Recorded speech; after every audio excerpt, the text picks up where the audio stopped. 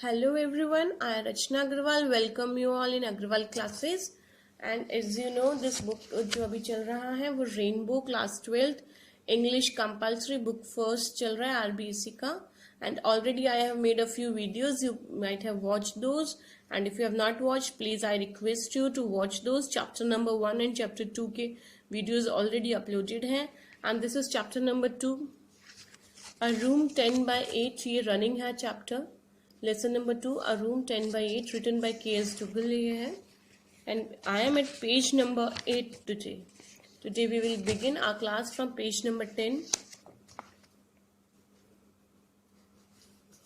Up to here we have done sinking sensation कि Mrs Malik जो है वो कार की बैक सीट पे बैठी हुई है एंड उनको ऐसा लग रहा है कि जैसे उनका दिल डूब रहा हो, क्योंकि वो जो फील कर पा रही हैं कि जो आर्किटेक्ट ने पेंटिंग बनाई थी कहीं वो उनकी पुत्र वधू की तो नहीं है, डॉटर इन लॉ की तो नहीं है गेट के ऊपर. तो वो ऐसे कुछ विचार फ्लैशबैक में वो जा करके देख रही है. यहाँ तक हम लोगों ने कल पढ़ा था. आपको नहीं ध्यान है तो आप वो वीडियो देखें, रिपीट प्ले करें, पॉज करें एंड वॉच करें. Now we'll begin from here. Then her son and daughter-in-law entered the house. They put on the lights one by one. Every room was lit up. Mrs. Malik looked on wide-eyed, still sitting in the back seat of her car. In the excitement, nobody seemed to have remembered to open the door for her the way it was done.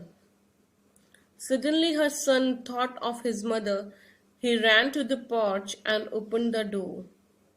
A drive in the evening always makes me go to sleep, the mother spoke in a whisper. Her daughter-in-law had come out. Everyone was laughing. Mrs. Malik's daughter-in-law was standing against the marble pillar on the veranda again. She was trying to cover her hairdo with maroon-colored sari. Let us have a few word meanings about it. ये complete जो last का content बचा है उसके complete word meanings I have written hard words for you. Wide eyed, large eyes, आंखें बड़ी करके दिखना या फटी आंखों से जिसे हम कहते हैं. Then the next word is drive, जैसे कार ड्राइव जो होता है गाड़ी चलाना. Operating a vehicle so that it goes in a particular direction or journey. Drive means operating a vehicle so that it goes on a particular direction for a journey, जैसे car की सवारी. Then the next word is whisper, धीरे से बोलना, फुसफुसाहट करना, जैसे in a quiet voice, बहुत धीरे से बोलना, फुसफुसाहट.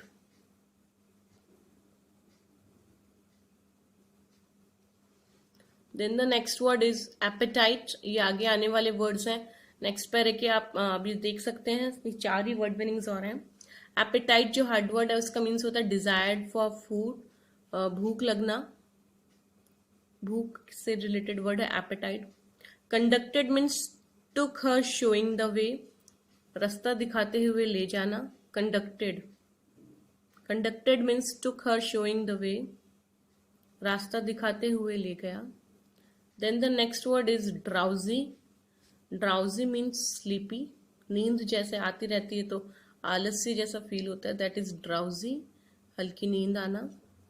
बॉटमलेस वेल, ये लास्ट वर्ड आएगा इस चैप्टर का. बॉटमलेस वेल, सरफेसलेस, जिसका बेस नहीं हो, नीचे तल नहीं हो, वैसा deep well is known as bottomless well. अंधा कुआं या फिर वह कुआं जिसका कोई तल या बेस ना हो, bottomless well. I hope you might have written these words. Hard words I have written for you. Now let us understand the content. जो अभी मैंने read किया है वो content हम लोग read करते हैं. Then her son and daughter-in-law entered the house. यहाँ से मुझे आज आप लोगों को explain करना है. जैसे टैक्सी चली गई और घर की गाड़ी जो है अभी खड़ी है और बेटा और उनकी जो पुत्र वधू है मिसेस मलिक की, वो घर के अंदर एंटर होते हैं, घर में एंट्री लेते हैं, घुसते हैं. They put on the lights one by one, एक एक करके उन्होंने घर की लाइटें जो हैं वो ऑन कर दी, जला दी हैं। हर रूम जो है उसके अंदर अब रोशनी हो गई है, लाइटिंग हो गई है। बट मिसेस मलिक जो है वो अभी फटी आंखों से ये सब देख रही हैं कि घर के अंदर लाइटें जल रही हैं। But she is where is she is still in the back seat of her car. पर वो तो अभी भी उनके घर की जो उनकी पर्सनल गाड़ी थी उसकी बैक सीट पे ही बैठी है। इन द एक्साइटमेंट, नए घर की खुशी और जोश के अंदर, नोबडी सीम्ड, किसी ने याद भी नहीं रखा to open the door for her way it was done. जैसा कि हर बार ऐसा हुआ करता था कि मदर के लिए दरवाजा बेटा खोल दिया करता था, आज किसी को याद नहीं था कि उनके लिए दरवाजा खोल दिया जाए। किसी को भी कार का दरवाजा खोलना याद ना रहा जैसे कि पहले किया करते थे। Suddenly her son thought of his mother, अचानक ही उनके बेटे को माँ का विचार आया कि माँ कहाँ है। वो दौड़ करके आंगन में फ्रंट एरिया के अंदर गया जहाँ गाड़ी खड़ी थी और गाड़ी का दरवाजा खोला। ओह, अभी a drive in the evening makes me go to sleep, the mother spoke in a whisper. अभी माताजी ने बात को संभालते हुए कहा, किसी के ऊपर ब्लेम नहीं डाला, मदर्स आर मदर्स ओनली। उन्होंने ब्लेम अपने ऊपर ही ले लिया और कहा कि अरे शाम को गाड़ी की सवारी करने से मुझे नींद आ जाती है। और धीरे से स्वर में उन्होंने जब ऐसा कहा तो her daughter in law had also come out. अंदर से उनकी बेटे की बहू भी जो पुत्र वधू थी वो भी आ गई थी और सब लोग ये बात सुनकर के हंस रहे थे कि मम्मा को तो शायद नींद आ गई। Mrs Malik daughter in law was standing against the marble pillar on the verandah again.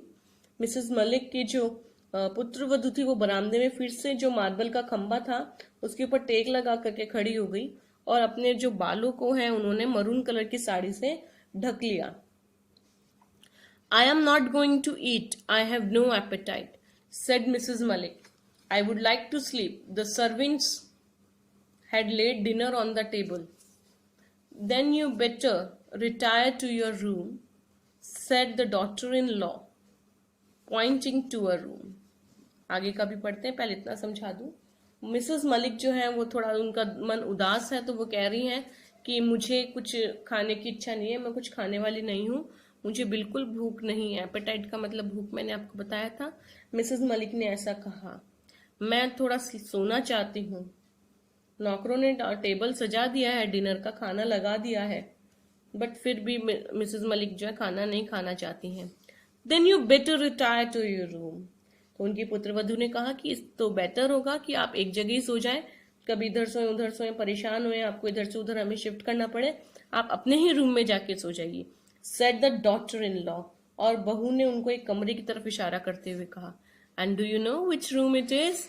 Yes, it is room 10 by 8, and her son conducted Mrs. Malik to it, holding her hand.